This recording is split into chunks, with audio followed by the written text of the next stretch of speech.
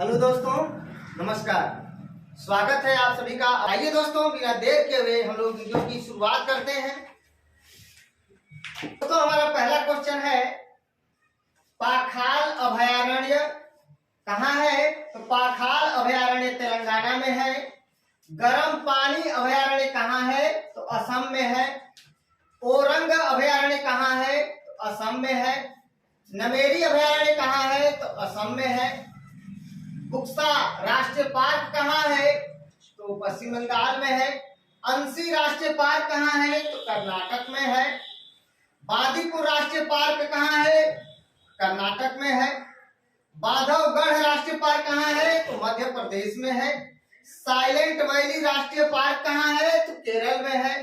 फूलों की घाटी राष्ट्रीय उद्यान कहाँ है? तो उत्तराखंड में है। दोस्तों, पक्षियों के अध्ययन को ऑर्निथोलॉजी कहते हैं। पक्षियों के अध्ययन को ऑर्निथोलॉजी कहते हैं। पुष्पों के अध्ययन को, फूलों के अध्ययन को एंथोलॉजी कहते हैं। फलों के अध्ययन को पोमोलॉजी कहते हैं। कवकों के अध्ययन को माइकोलॉजी कहते हैं और शैवालों के अध्ययन को फाइकोलॉजी कहते हैं। पक्षियों के अध्ययन को ऑर्निथोलॉजी, फूलों के अध्ययन को एंथोलॉजी, फलों के अध्ययन को पोमोलॉजी, कवकों के अध्ययन को माइकोलॉजी और शैवालों के अध्ययन को फाइकोलॉजी कहते हैं।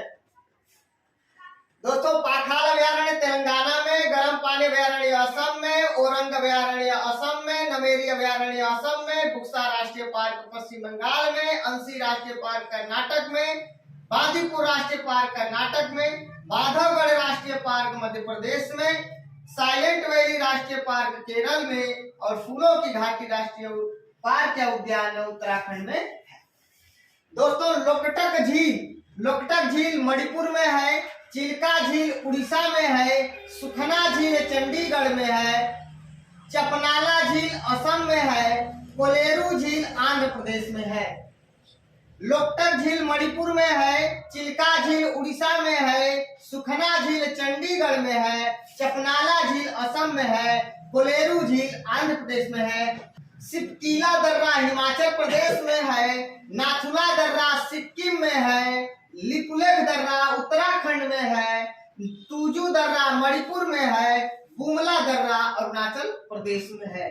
दोस्तों, सिपकीला दर्रा हिमाचल प्रदेश में, नाथुला दर्रा सिक्किम में, लिपुलेख दर्रा उत्तराखंड में, तुजू दर्रा मणिपुर में, बुमला दर्रा अरुणाचल प्रदेश में है।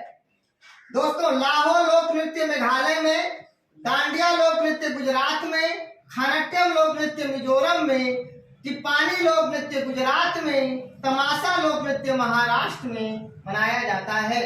दोस्तों, लाहो लोक नृत्य मेघालय में, डांडिया लोक नृत्य गुजरात में, खानाट्यम लोक नृत्य मिजोरम में, टिप्पानी लोक नृत्य गुजरात में, तमाशा लोक नृत्य महाराष्ट्र में। दोस्तों, अयोध्या सरजू नदी के तट पर अवस्थित है।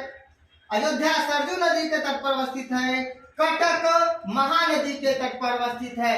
महानदी के तट पर अवस्थित है। उज्जैन क्षिप्रा नदी के तट पर अवस्थित है और नासिक गोदावरी नदी के तट पर अवस्थित है। दोस्तों, अयोध्या सरजू नदी के तट पर अवस्थित है। कटक महानदी के तट पर अवस्थित है। उज्जैन क्षिप्रा नदी के तट पर अवस्थित है। नासिक गोदावरी नदी के तट पर अवस्थित है और श्रीनगर झेलम नदी के तट पर अवस्थित है। श्रीनगर झेलम नदी के तट पर अवस्थित है। दोस्तों, अम्ल वर्षा वायु प्रदूषण के कारण होता है, जिसमें गैसें उपस्थित होती हैं। कौन कौन गैस उपस्थित होती है? तो दोस्तों, sulphur dioxide, nitrogen dioxide, nitrous oxide और कार्बन डाइऑक्साइड। दोस्तों, हंसाने वाली गैस, लाफिंग गैस को नाइट्रस ऑक्साइड कहते हैं, N2O कहते हैं। तो दोस्तों, अम्ल वर्षा में कौन गैस उपस्थित होता है? तो sulphur dioxide, nitrogen dioxide, nitrous oxide और कार्बन डाइऑक्साइड। दोस्तों, अगला प्रश्न है, अम्ल वर्षा में कौन सा अम्ल उपस्थित होता है? अम्ल वर्षा में कौन कौन जो है अम्ल उपस्थित होते हैं? तो सल्फ्यूरिक अम्ल अर्थात H2SO4 और नाइट्रिक अम्ल HNO3। तो दोस्तों, सल्फ्यूरिक अम्ल HNO3 अम्ल वर्षा में उपस्थित होता है। दोस्तों, अम्ल वर्षा से क्षतिग्रस्त देश कौन कौन है? तो कनाडा और नॉर्वे। कनाडा और नॉर्वे। अगला प्रश्न है, अम्ल वर्षा से सर्वाधिक सर्वाधिक प्रभावित देश कौन है? तो नॉर्वे। दोस्तों अंतरराष्ट्रीय अम्ल वर्षा सूचना केंद्र इंग्लैंड के मानचेस्टर में है। अगर इंग्लैंड का मानचेस्टर ऑप्शन में न हो तो नॉर्वे की राजधानी ओस्लो दिया होगा। तो ध्यान रखिएगा, अगर मानचेस्टर ऑप्शन में नहीं है तो ओस्लो ऑप्शन लगाकर आइएगा। तो दोस्तों अंतरराष्ट्रीय अम्ल वर्षा सूचना केंद्र इंग्लैंड के मानचेस्टर में। अगला प्रश्न है, पर्यावरण को स्वच्छ रखने के लिए ऊर्जा स्रोतों में सर्वाधिक उपयुक्त कौन है? तो सौर सेल। अगला प्रश्न, सबसे कम यानी न्यूनतम पर्यावरण प्रदूषण उत्पन्न करता है हाइड्रोजन। सबसे कम जो है प्रदूषण उत्पन्न करता है वह है हाइड्रोजन। दोस्तों राष्ट्रीय ध्वज को संविधान सभा द्वारा कब अपनाया गया? तो 22 जुलाई 1947 को। 22 जुलाई 1947 को संविधान सभा द्वारा राष्ट्रीय ध्वज को अपनाया गया। राष्ट्रीय ध्वज में जो चक्र होता है वह किसका प्रतीक होता है? तो न्याय का प्रतीक होता है। दोस्तों राष्ट्र ध्वज में कितनी तीलियां होती हैं? तो 24 तीलियां होती हैं, याद रखिएगा। और राष्ट्र ध्वज का लंबाई और चौड़ाई का अनुपात 3:2 होता है। 3:2 होता है।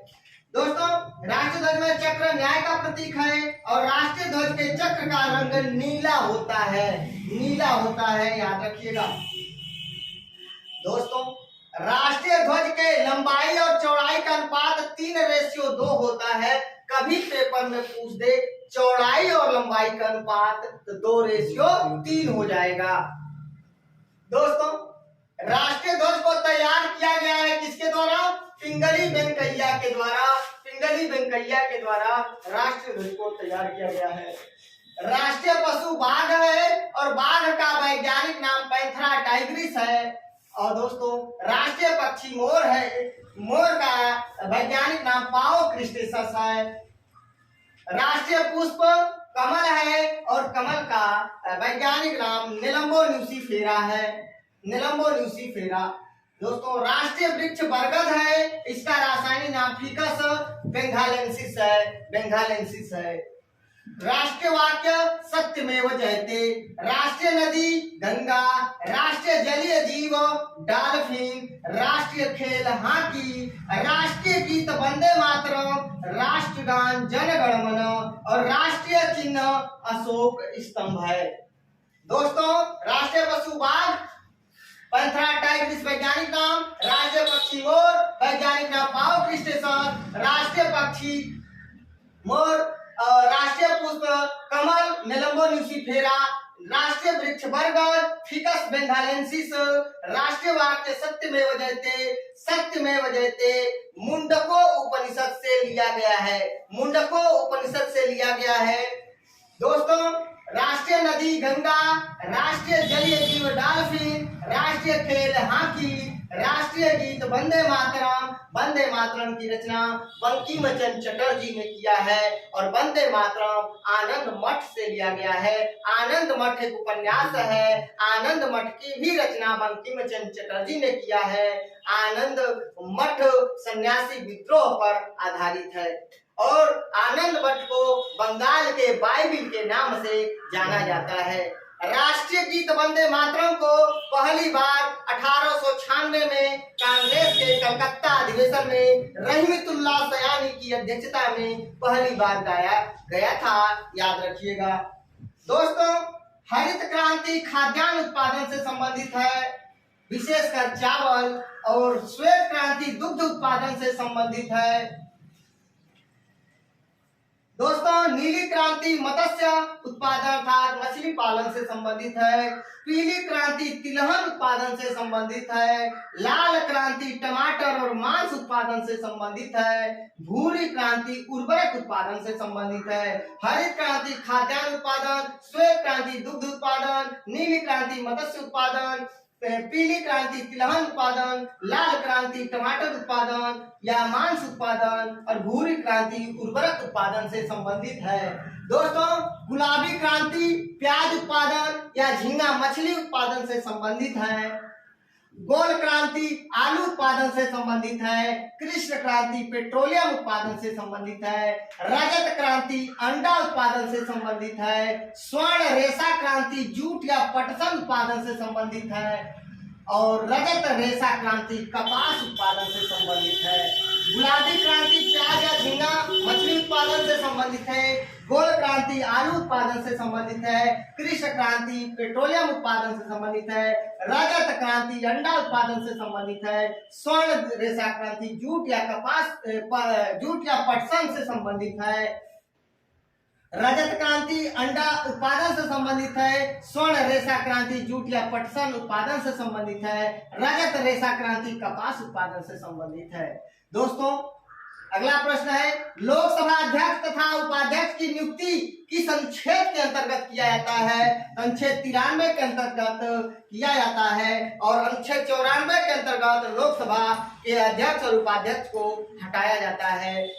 अगला क्वेश्चन है दोस्तों, राज्यसभा के सभापति तथा उपसभापति की नियुक्ति का उल्लेख किस अनुच्छेद में है? अनुच्छेद 94 के अंतर्गत राज्यसभा के सभापति और उपसभापति के बारे में बताया गया है। और राज्यसभा के सभापति तथा उपसभापति की नियुक्ति अनुच्छेद 89 के अंतर्गत किया जाता है। और दोस्तों, अनुच्छेद 90 के अंतर्गत राज्यसभा के सभापति और उपसभापति को हटाया जाता है। यानी राज्यसभा के सभापति और उपसभापति की नियुक्ति का प्रावधान 89 में था, 89 में है, और राज्यसभा के सभापति और उपसभापति को हटाने का प्रावधान जो है 90 में है, अनुच्छेद 90 में। 75 नंबर क्वेश्चन है, राष्ट्रपति द्वारा जारी अध्यादेश अर्थात राष्ट्रपति किस अनुच्छेद के अंतर्गत अध्यादेश जारी करते हैं? अनुच्छेद 123। दोस्तों, संसद का सत्र जब न चल रहा हो तो राष्ट्रपति महोदय अध्यादेश जारी कर सकते हैं। अनुच्छेद 123 के अंतर्गत राष्ट्रपति अध्यादेश जारी करते हैं और राज्यों में राज्यपाल अनुच्छेद 213 के अंतर्गत अध्यादेश जारी कर सकते हैं। तो राज्यपाल द्वारा जारी अध्यादेश अनुच्छेद 213 और राष्ट्रपति द्वारा जारी अध्यादेश अनुच्छेद 123। दोस्तों, बॉम्बे क्रॉनिकल के लेखक फिरोज शाह मेहता और इंडिया मीन्स फ्रीडम के लेखक मौलाना अबुल कलाम आजाद, अल हिलाल के लेखक मौलाना अबुल कलाम आजाद और इंडिया डिवाइडेड के लेखक डॉक्टर राजेंद्र प्रसाद। दोस्तों, हिंद स्वराज के लेखक महात्मा गांधी और फ्यूचर ऑफ इंडिया के लेखक विमल जालान। हिंद स्वराज के लेखक महात्मा गांधी और फ्यूचर ऑफ इंडिया के लेखक विमल जालान। इंडिया विद फ्रीडम के लेखक मौलाना अबुल कलाम आजाद। बॉम्बे क्रॉनिकल के लेखक फिरोज शाह मेहता। अगर स्क्रीनशॉट लेना हो तो आप लोग स्क्रीनशॉट ले सकते हैं।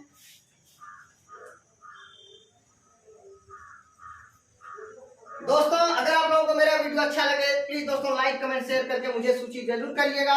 मिलते हैं नेक्स्ट वीडियो में, तब तक के लिए नमस्कार, धन्यवाद।